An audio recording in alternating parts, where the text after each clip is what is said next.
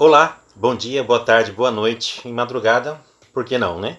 Eu sou Alessandro Mariano, você está no Humanas Ensina e a gente vai dar continuidade a mais uma aula, a mais um período histórico e eu quero já pegar direto e falar sobre a importância de Portugal para o descobrimento do Brasil. Esse é o meu terceiro vídeo e está sendo uma sequência sobre a importância e os acontecimentos que levou a acontecer a Guerra na Península Ibérica, que é a Guerra da Reconquista, e o que esses atos vieram acontecendo no decorrer dos anos, quase 700 anos que a Europa se armou, se preparou para poder fazer essa reconquista, a importância de Portugal e o que ocorreu com Portugal logo depois da reconquista da cidade de Lisboa, com o território de Portugal, né? E o que veio a se desbravar daí por fora, né? Nós falamos a importância que foi a Guerra da Granada, a importância de Fernando, a importância de Isabel, e o quanto os dois foram importantes para custear o início das grandes navegações, começando com Cristóvão Colombo, descobrindo ilhas e a América do Central, parte da América Central, América do Norte, e logo depois a gente vai ver aonde vai descambar esses agentes históricos e o que nós, como brasileiros, temos a ver ou recebemos através disso aí, tá? Fica ligado aí, não se esqueça de se inscrever aqui no canal. É como se fosse uma aula sendo na escola e eu espero que isso possa ser bastante produtivo para todos, ok? Então vamos lá. A importância então de Portugal para o descobrimento do Brasil. O jornalista Percival Pugna ele diz do seguinte, né? Para ele é o seguinte: é inaceitável desprezar o imenso valor que este país tem por ter nascido do esforço político e técnico de um povo. Portugal era um pequeno território que foi a primeira nação organizada da Europa. Tá localizado num canto da Península Ibérica, em uma determinada época da sua trajetória, ele dividiu o mundo em duas partes. Uma parte era dele, de Portugal, a outra parte era da Espanha. Tá? Portugal tinha poder, tinha cacife político para tanto, e conseguiu tal proeza por causa do empenho do seu povo. É um povo extremamente unido, né? Eles se uniram muito na Guerra de Granada. Portugal estava presente, claro. E daí houve-se então um sentimento de união do povo, ainda mais ainda. Eles já eram bastante unidos e depois da Guerra de Granada o povo ficou ainda mais unido ainda por causa do seu propósito, tá? Então, povos que nunca haviam se visto antes estavam prestes a se encontrar. Em 1497, Portugal envia o Vasco da Gama para encontrar uma rota para as Índias, contornando a África pela primeira vez. 3 meses após a partida, a frota no comando navegava até então em águas desconhecidas para os europeus. Em Moçambique, eles tiveram que se passar por islâmicos e quase tiveram seus navios roubados, até que, finalmente, 10 meses depois, a frota alcançou o destino indiano e estabeleceu uma rota do Cabo, deixando o caminho aberto para a Índia. Então foram 10 meses até conseguir chegar, finalizar essa rota com o caminho que vai direto para a Índia. E imagina o que eles devem ter passado em terras desconhecidas, em mares desconhecidos, né? Tanto é que eles tiveram que se passar por muçulmanos em determinado local, para não serem, para não se atentarem contra a própria vida dele ou qualquer outra coisa que possa ter ocorrido, né? O roubo de frota que poderia ter ocorrido também, né? Perder o navio, perder tudo. Então, imagina o perrengue que é desbravar um local, né? Quando chegou a hora de regressar, Eles navegaram contra o vento, o trecho da viagem que durava apenas 23 dias, agora demorou 132. Tá? Metade da tripulação ela não suportou a viagem. As embarcações dos 148 navegadores que estavam lá, só 2 embarcações conseguiram chegar no final, totalizando então 55 homens que retornaram para Portugal depois dessa primeira investida de Vasco da Gama. Tá? O Vasco da Gama chegou um mês depois dos seus companheiros, tendo que sepultar o seu irmão mais velho no caminho, porque ele também não suportou a viagem. Ao retornar, ele foi recompensado como o homem que finalizou um plano que levou 80 anos para ser cumprido. Tá? Recebeu o título de Almirante-Mor dos Mares da Índia. Tá? E em 1499, espalhou-se a notícia de que os portugueses haviam descoberto as verdadeiras Índias. A viagem realizada foi a mais longa até então, superior a uma volta completa ao mundo ao longo da linha do Equador. E seria eternizada na epopeia, né, Os Lusíadas, escrita por Luís Vaz de Camões. Então é onde essa obra ela retrata o que foi, né, o que ocorreu durante esse período que foi tão longo e demorado que dava praticamente para dar uma volta no mundo. Se ele corresse uma linha reta, né, pelo Equador, ele teria conseguido dar a volta no mundo, né, o tanto que ele gastou e que ele utilizou nessa viagem, tá? Era uma façanha inacreditável para a época, né? Ela seria superada logo no ano seguinte. A gente pensa que já conseguiu fazer demais, né? E conseguiu fazer muito. Vasco da Gama conseguiu uma conquista gigantesca para Portugal. E achava que tinha feito, que era a maior das conquistas, né? Só que isso foi em 1499.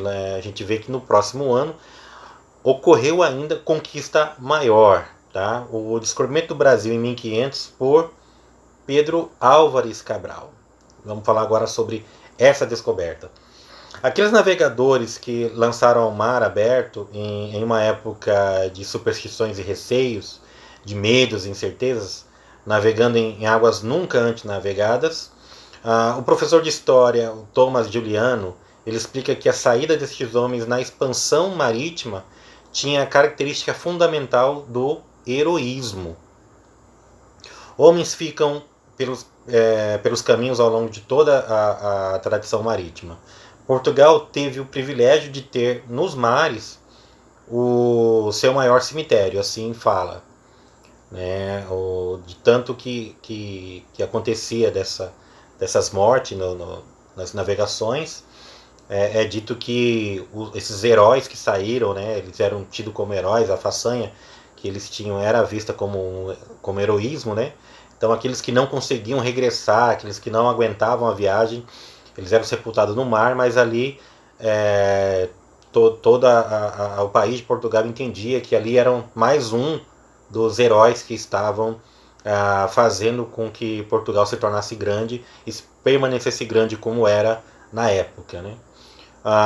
Então, até o próprio Fernando Pessoa tem vários versos que diz assim: ó mar salgado, quanto do teu sal são lágrimas de Portugal. E no final ele completa: valeu a pena? Tudo vale a pena se a alma não é pequena. E assim termina essa pequena parte dos versos de Fernando Pessoa. Entenda que eles são... Entenda quem são os heróis da nossa história como brasileiros. Bom, vamos falar agora então da Segunda Armada Portuguesa. Tá? Essa segunda grande armada portuguesa ela foi enviada para a Índia. Dessa vez, 13 caravelas foram enviadas. Cerca de 1.500 homens foram juntos, né, guiadas por Pedro Álvares Cabral. Cabral, ele era grão-mestre da Ordem de Cristo. Lembra da Ordem de Cristo? Que quando, logo depois da Guerra de Granada, depois voltaram a Portugal, vários dos cavaleiros da Ordem de Cristo aprenderam o ofício de navegador e vários navegadores foram considerados cavaleiros também da Ordem de Cristo.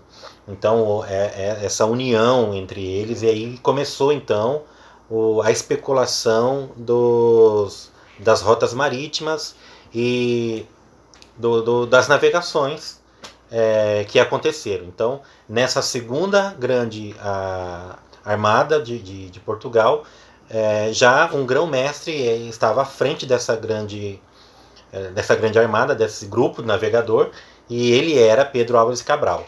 Então, a importância da Ordem de Cristo aí já está mais do que estabelecida desde o início das navegações, tá? Ele tinha um grande relacionamento, um ótimo relacionamento com o rei. Ele era descrito como um homem bastante culto, prudente e bastante tolerante também, até com os inimigos. Então essa era a descrição que tinham de Cabral. Ele tinha uma vivência política com o rei muito satisfatória. Ele se achegava, né, ele chegava muito próximo ao rei. Então essa proximidade com certeza fez com que ele pudesse debater sobre inúmeras causas que poderiam ocorrer nas navegações, né, o próprio financiamento da navegação também, isso com certeza lhe ajudou demais para ele poder fazer isso.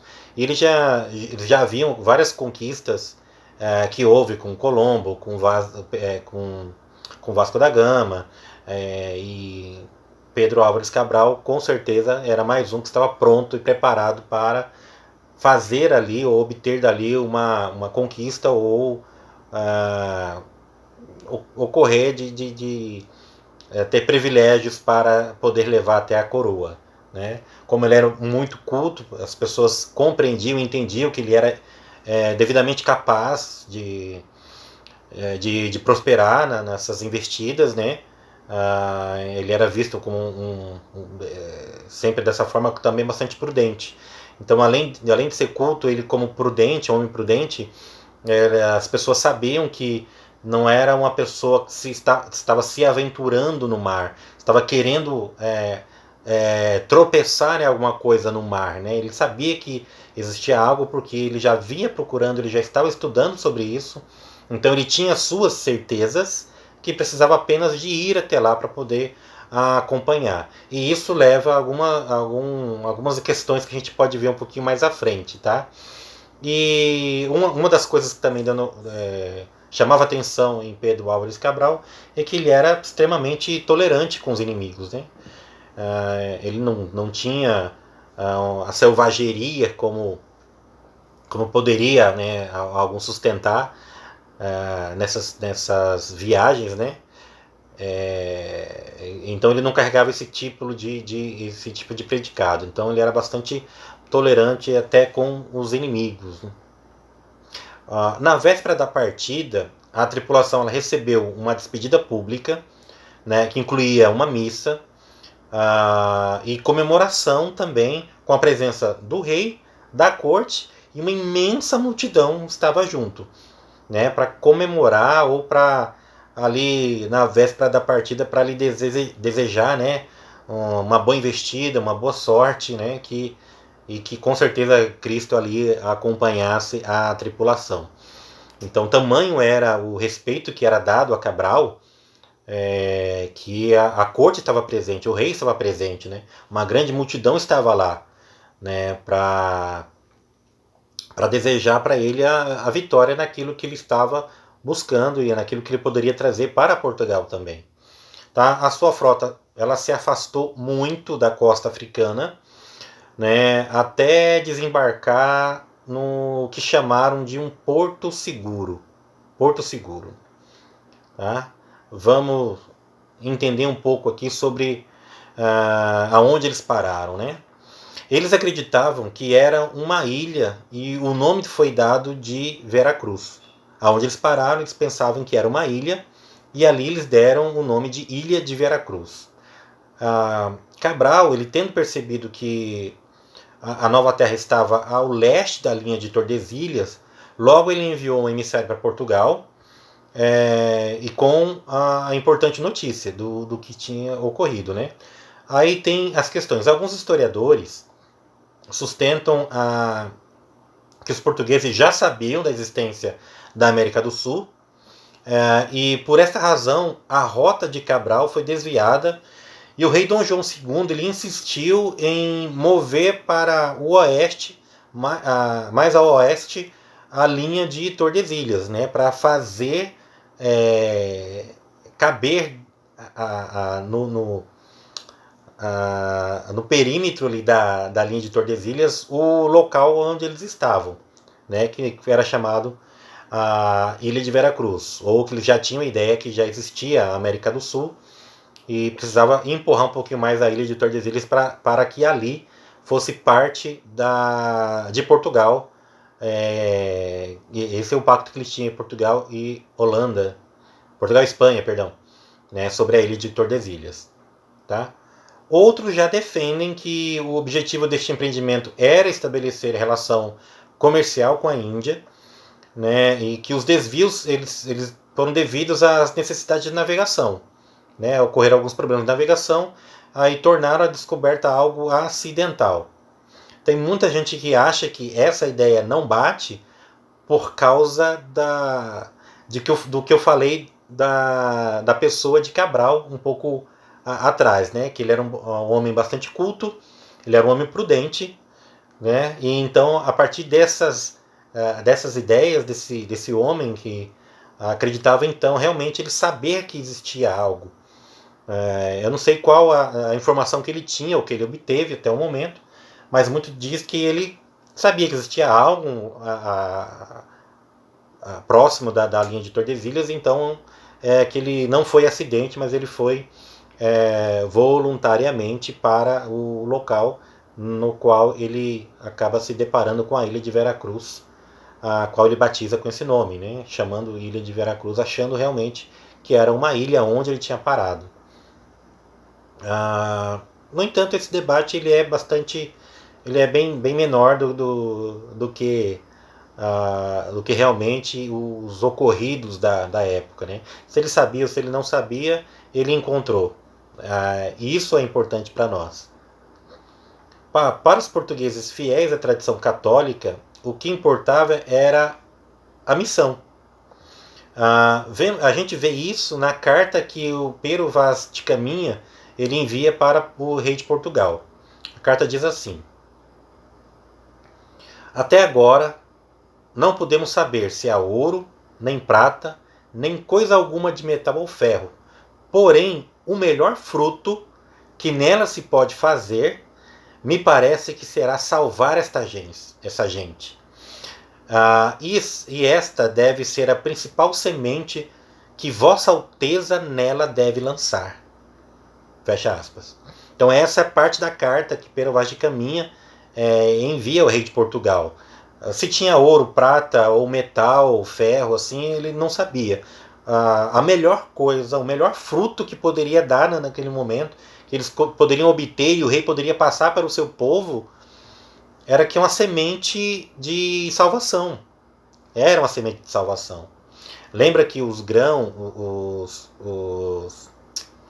os cavaleiros da Ordem de Cristo, eles eram muito devotos, né? Eles eram muito religiosos mesmo, né? E eles tinham essa convicção de que a terra prometida para eles era algo assim que eles deveriam buscar, que eles deveriam ir atrás, né? É claro que ouro, prata, ferro, qualquer tipo de especiarias é muito bem-vinda, fez com que Portugal crescesse de forma muito rápida, né? Mas esse intuito era de alcançar um local de paz, alcançar um pequeno paraíso aqui nessa terra, né? O local que eles estavam, eles passaram por 700 anos de lutas, de conquistas e reconquistas, né, e batalhas, e um monte de coisa ocorreu, e acredito piamente que esse espírito, como está escrito na carta de Pero Vaz de Caminha ao rei de Portugal, esse espírito de achar um local de acalento, um local de sossego, de paz, isso veio bastante adiante de qualquer outra investida em relação a mercado ou algo de valor assim. O de valor que eles tinham era alcançar um local de paz e sossego nessa terra, tá? Qual era então a intenção dos portugueses em suas navegações? Mais do que simplesmente desbravar o mar para encontrar especiarias, os portugueses eles queriam encontrar a terra prometida, a terra abençoada. A intenção fundamental era missionária e não mercadora. Então, como eu comentei, essa intenção realmente era o que estava no coração deles. Era uma busca, em primeiro lugar, missionária, e depois seria uma busca por mercado. Tá? Para o professor de História e Filosofia, Rafael Nogueira, presidente da Biblioteca Nacional, ele diz o seguinte, abre aspas, como é que vocês acham que de repente um povo que na Idade Média lutou por 8 séculos contra o inimigo islâmico vai do nada se tornar mercador? Só quero realizar comércio. Não faz o menor sentido. Essa história, assim como ela é contada, de que os portugueses saíram só para encontrar especiarias e ter um melhor acesso às rotas comerciais, não se justifica de modo algum. É um desconhecimento completo do que era Portugal, do que era o mundo medieval, o mundo de grandes guerreiros. Fecha aspas. Então, essa é a conclusão, a ideia que o professor de História e Filosofia, Rafael Nogueira, como ele é presidente da Biblioteca Nacional, ele tira então dessas investidas de Portugal. Ele pega o contexto de Portugal antigo, né, que passou por lutas, por reconquistas, como eu já falei um pouco atrás, e traz essa ideia, é uma ideia que para muita gente parece ser nova, né, parece ser diferente e parece não coadunar com vários argumentos que são ditos aí em relação à história. Mas história é isso. Você tem que ver, compreender contexto, compreender o que ocorreu com aquela nação, por que daquilo, para onde eles queriam ir, simplesmente colocaram um navio na água e saíram, né? E isso tem alguma lógica no que é dito anteriormente, né? Se ele se perdeu da rota ou não se perdeu da rota, ele sabia onde estava. Então são várias coisas que vão permear a história dos portugueses, a história da Ordem de Cristo, a história dos Cavaleiros Templários, a história da Guerra de Granada, né? Várias histórias foram ocorrendo, várias histórias tiveram que iniciar, ter o seu progresso e findar para que outras histórias acontecessem, para a gente chegar até o momento que, de fato, em 22 de abril de 1500, os portugueses eles atravessam o Oceano Atlântico e chegam ao Brasil. Então é descoberto o Brasil, né? O Brasil não foi um tropeço na frente de alguém que estava passando por perto, né? O contexto é muito grande, o contexto é bem maior, né? Os ocorridos históricos, as religiões que surgiram, né, para que isso pudesse acontecer, tem uma base histórica muito bem fundamentada, muito bem firmada nos ocorridos históricos, que pode descambar agora no que a gente entende do descobrimento do Brasil. Então, eu acredito que isso pode elucidar muito ou trazer muitas especulações também, trazer novas perguntas, trazer esse novo tipo de conhecimento pode trazer essa curiosidade de saber realmente o que aconteceu, por que aconteceu assim, por que não aconteceu assado, por que não foi diferente, né? São essas coisas na história, são essas coisas no conhecimento que nos fazem realmente brilhar o olho, nos faz entender que a gente precisa saber de tudo a fundo. A gente não tem como entender na profundidade todo tipo de assunto. Mas aquilo que nos chama a atenção, a gente pode mergulhar um pouquinho mais, saber fazer ali uma interpretação por si, né, do que realmente ocorreu, do que realmente levou os acontecimentos a acontecer, sendo um pouco redundante agora, né? Mas tem essa ideia aí. Eu espero que isso tenha trago algumas ideias novas para vocês, que vocês possam então se perguntar se realmente o que vocês escutaram agora se tem fundo de verdade. Vamos especular mais um pouco, vamos pesquisar um pouco mais, vamos ver outros vídeos que falam sobre isso também, né? Vamos atrás disso aí. Isso aqui é para crescimento e as dúvidas estão aí para serem lançadas e quem sabe algumas delas sejam respondidas criando novas dúvidas, né? Então, eu agradeço aí vocês ficarem comigo até esse momento. Né? Eu vou findando agora esse terceiro vídeo sobre esse assunto e a gente se vê logo logo num próximo assunto. Até mais, fica com Deus.